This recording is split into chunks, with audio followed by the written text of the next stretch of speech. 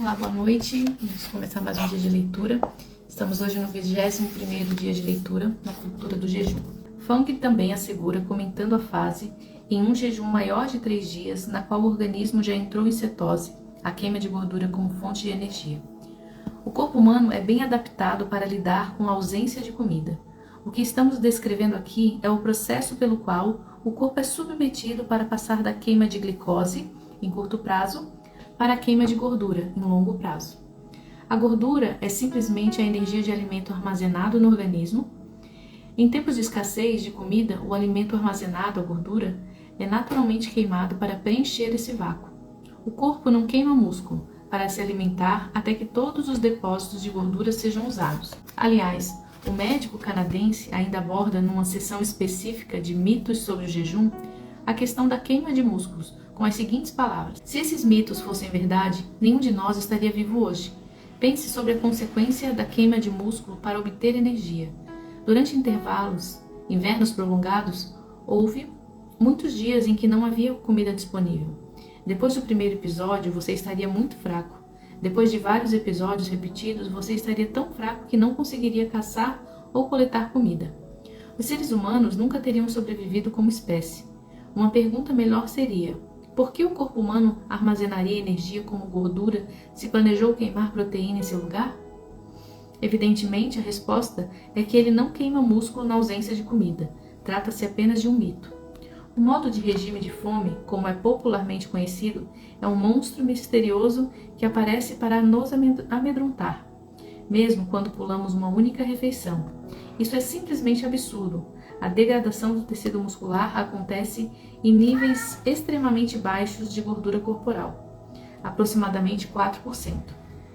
O que não é preocupante para a maioria das pessoas, nesse ponto não existe mais gordura no corpo para ser mobilizada para obtenção de energia, e o tecido magro é consumido.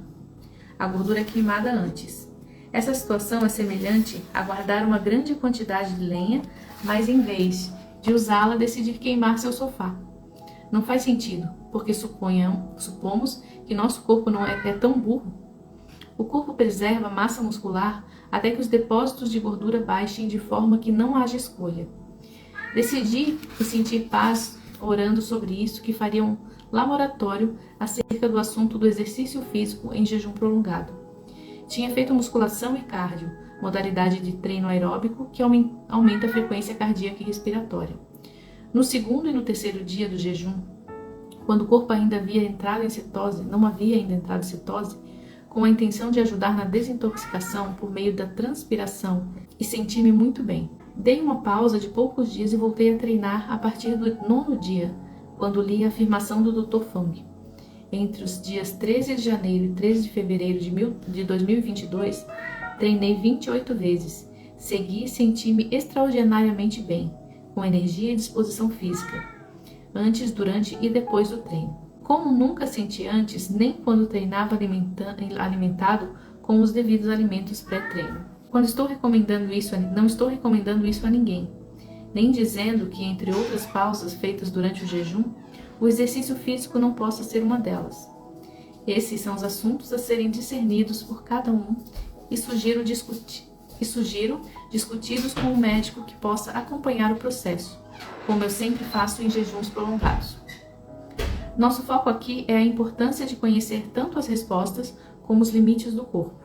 Ou seja, o ponto em questão é que a experiência de forma progressiva é o meio adequado de perceber limites e capacidades pessoais dentro do jejum.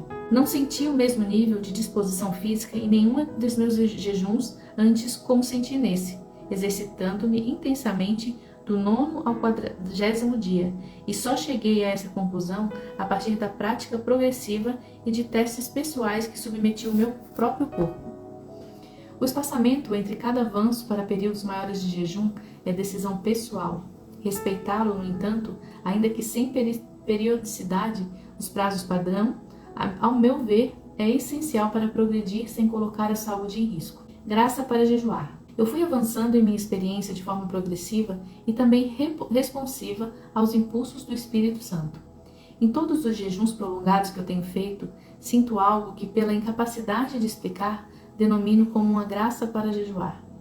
Sou convidado pelo Espírito e não arrastado à prática do jejum, mas sempre sinto que há força e disposição incomuns além do normal. Quando tento jejuar por vontade própria e não sinto essa graça sendo comunicativa, permito-me questionar se devo ou não avançar no jejum. Fato é que o Senhor deseja que jejuemos e disponibiliza o seu favor para que nos seja possível avançar nessa prática. Foi essa graça que experimentaram aqueles que experienciaram os jejuns sobrenaturais, abordados no capítulo anterior. Moisés, Elias, se considerarmos 40 dias em trânsito como jejum, além de Robert Tom, Gustavo Bessa e irmão Jung. É dessa mesma fonte que nós podemos beber cada um de nós, na empreitada de viver uma cultura de jejum. Motivações.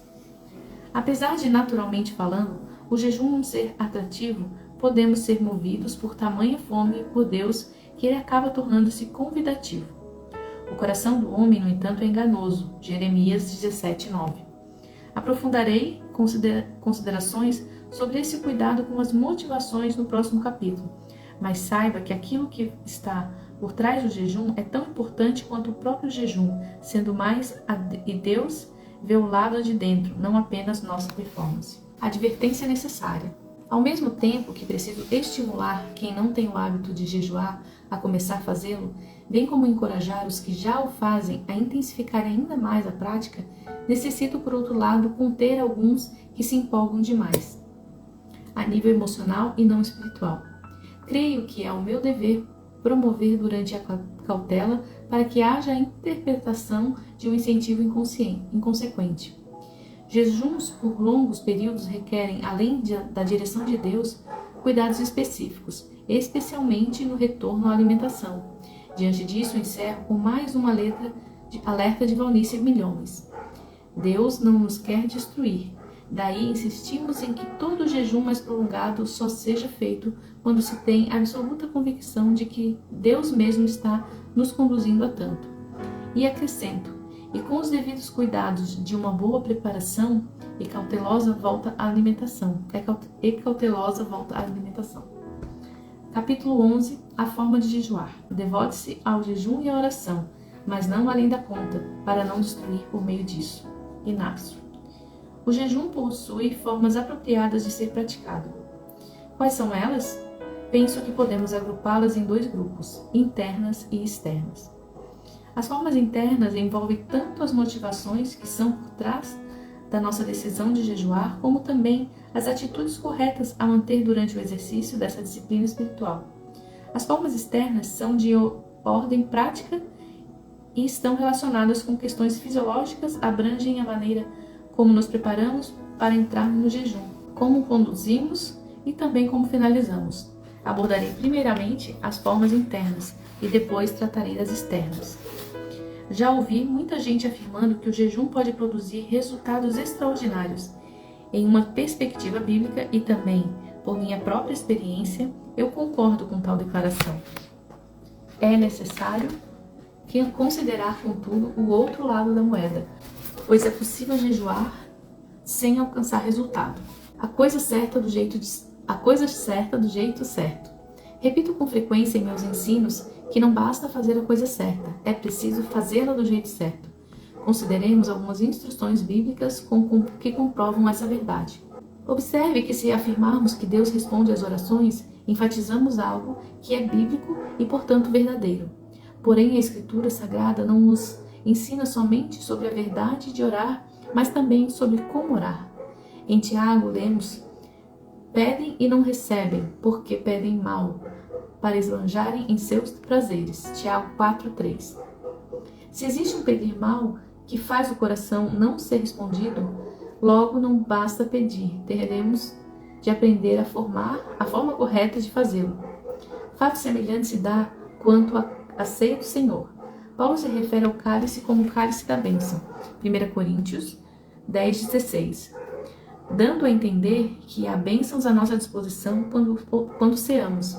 Ninguém nega que comungar com o corpo e com o sangue de nosso Senhor proporciona bênçãos.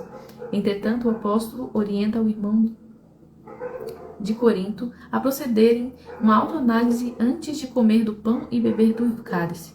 O motivo É que aquele que comer o pão ou beber o cálice do Senhor indignamente será réu do corpo e do sangue do Senhor. 1 Coríntios 11, 27. Ele ainda explica: pois quem come e bebe sem discernir o corpo, come e bebe juízo para si. 1 Coríntios 11, 29. Portanto, embora participar da ceia do Senhor seja a coisa certa a fazer para sermos abençoados, é necessário fazer a coisa certa do jeito certo. Se fizermos do jeito errado o propósito, que é sermos abençoados, não se concretizará. O mesmo vale para as nossas ofertas. Foi por isso que Paulo deu a seguinte instrução ao irmão de Corinto: cada um contribua segundo tiver proposto no coração, não com tristeza ou por necessidade, porque Deus ama quem dá com alegria. 2 Coríntios 9, 7. O apóstolo esperava que os crentes contribuíssem, mas do jeito certo, com alegria, apesar de atualmente muitos pregadores e ensinadores da palavra não serem tão enfáticos quanto a esse aspecto de ofertar as Escrituras são. A Bíblia mostra pessoas como Caim e Ananias que ofertaram ao Senhor sem, contudo, serem aceitas, uma vez que havia algo errado com a atitude delas. Se é possível fazer a coisa certa do jeito certo, entro na oração ao tomar a ceia do Senhor e também ao oferecer. Pergunto: e quanto ao jejum? Embora pela lógica seja fácil responder que o padrão é o mesmo, deixemos a Escritura falar por si. Os judeus nos dias de Isaías faziam o seguinte questionamento ao Senhor: por que jejuamos se tu nem notas? Por que nos humilhamos se tu não levas isso por conta? Ou seja, a Bíblia está mostrando que é possível jejuar sem certo jeito. Jejuar sem alcançar resultados. Isso normalmente acontece quando se faz a coisa certa do jeito errado, ou seja, quando se jejua de forma inadequada.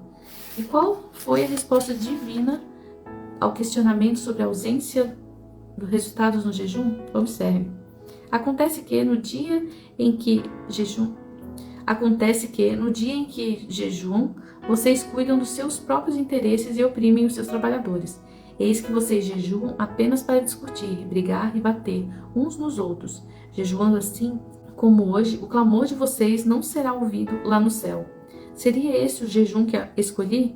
Que num só dia a pessoa se humilhe, incline a cabeça como um junco e estenda debaixo de si pano, saco e cinza. É isso que vocês chamam de jejum e dia aceitável do Senhor? Será que não é este o jejum que escolhi? Que vocês quebrem as correntes da injustiça, desfaçam as ataduras da servidão, deixem livres os oprimidos e acabem com o modo tipo de servidão? Será que não é também que vocês repartam o pão com os famintos, recolham a sua casa os pobres desabrigados, vistam os que encontrem nus e não voltem as costas para os semelhantes? Então, a luz de vocês romperá como a luz ao alvorecer, e a sua cura brotará sem demora. A justiça irá adiante de vocês, e a glória do Senhor está em sua resguarda.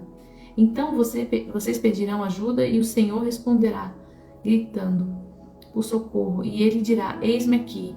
Se tirarem no meio de vocês todo tipo de servidão, o dedo que ameaça a linguagem ofensiva e a linguagem ofensiva, se abrirem o seu coração os famintos e socorrerem os aflitos, então a luz de vocês nascerá nas trevas, e a escuridão em que vocês se encontram será como a luz do meio-dia. O Senhor os guiará continuamente, lhes dará de comer até em lugares áridos e fortalecerá os seus ossos. Vocês serão como um jardim regado e como um manancial cujas águas nunca secam. Vocês reconstruirão as antigas ruínas, levarão os fundamentos de pedra. Vocês serão como um jardim regado e como um manancial cujas águas nunca secam. Vocês reconstruirão as antigas ruínas, levantarão os fundamentos de muitas gerações e serão chamados de reparadores de brechas e restauradores de verdades, para que o país se torne habitável. Se vingarem os seus pés para não profanarem o sábado, se deixarem de cuidar dos seus próprios interesses no meu santo dia, se chamarem ao sábado de meu prazer e santo dia do Senhor, digno de honra, Se guardarem o sábado, não seguindo os seus próprios caminhos, não pretendo fazer a sua própria vontade, nem falando palavras vãs. Então vocês terão o Senhor e sua fonte de alegria.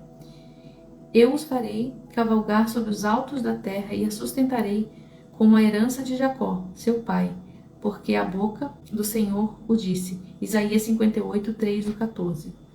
Já afirmei anteriormente e reforço, o jejum não é uma doença de troca para barganha com Deus. O Senhor não deve nada a quem jejua. O jejum é um auxílio de expressão da fé, na mortificação da carne, na humilhação perante o Altíssimo, mas não nos dá privilégios. É bom lembrar que depois de Deus determinar juízo sobre as crianças que Davi havia gerado na relação adúltera com Batseba, não houve jejum que revertesse a situação. Os judeus contemporâneos de Isaías se queixavam por acharem que Deus lhe devia algo por terem jejuado. De forma alguma, e com nenhum de nós cometa o mesmo equívoco hoje. Quais são as afeições que podemos extrair do registro de Isaías?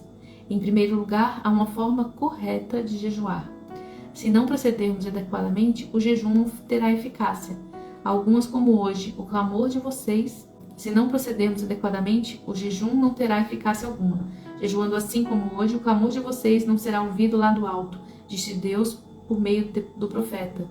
Em segundo lugar, não se trata de uma prática externa, apenas de aparência, e sim interna, de um coração sincero.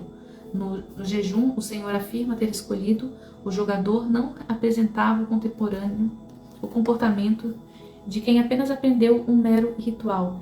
Era contraditório humilhar-se com pano de saco, cabeça baixa e aparência de piedade, porém mantendo uma conduta pecaminosa. E é impressionante o tamanho da lista que expõe os pecados nos quais aqueles judeus andavam. Era necessário arrependimento e mudança de atitude, uma volta à obediência dos inúmeros princípios bíblicos que o povo de Deus estava insistentemente quebrado. Amém? Por hoje é só, pessoal. Uma boa noite, Deus abençoe, uma boa semana.